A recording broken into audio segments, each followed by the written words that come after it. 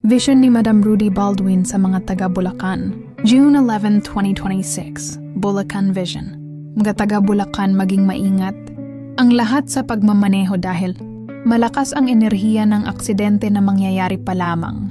12 aksidente ang nakikita ko sa vision ko na mangyayari pa lamang. Halos lahat ng aksidenteng ito ay may nasawi.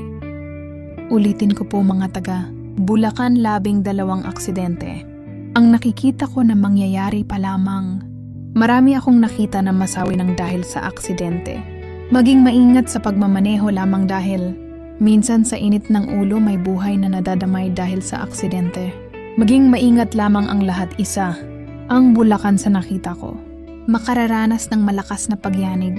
Malakas po ito mga taga Bulacan, malinaw.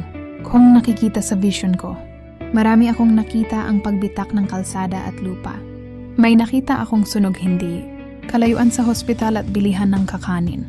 Maging maingat sa lahat ng bagay na magiging sanhi ng sunog.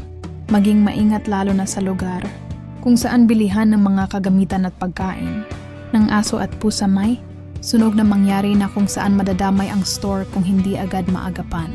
Mga taga Bulacan, maghanda kayo ng silbato o whistle. Di na mahalaga kung mahal o mura ito. Ang importante meron kayo niyan dahil sa araw ng malakas na lindol. Ang nakita ko sa vision ko ay pagpitak ang lupa. Ani mo hinahati na kaya ilaglag ang bahay o sasakyan. Hindi po ito pananakot, kaya tayo binalaan ng Diyos dahil ayaw niya tayo mapahamak. Dahil ang demonyo ayaw ng babala para tayo mapahamak at yan ay ayaw ng Panginoon na mangyari sa atin. Lalo na kung tag-ulan at masabayan ng lindol, maging maingat at handa. 2 lindol ang nakita ko na mangyari pa lamang. Umiwas sa panahon na kung saan tag-ulan dahil may nakita akong 3 tao na masasawi dahil natamaan ng kidlat.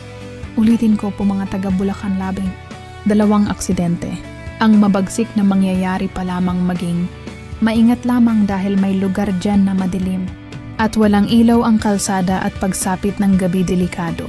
Pag walang ilaw ang kalsada, dahil isa ito sa dahilan ng aksidente.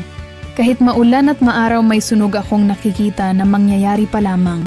Sa lahat ng mga kababaihan at kabataan, maging maingat at huwag basta magtiwala kahit kanino.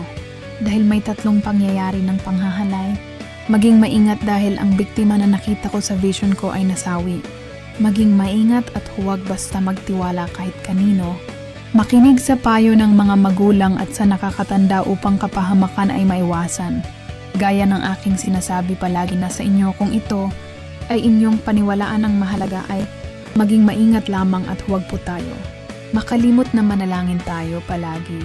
Kaya nga nang sabi ni Madam Rudy Baldwin, nasa sa inyo na po kung kayo ay maniniwala or hindi, pero wala naman mawawala kung tayo ay mag-ingat sa bawat lakad at desisyon na ating gagawin. Maraming salamat po sa inyong panonood. God bless.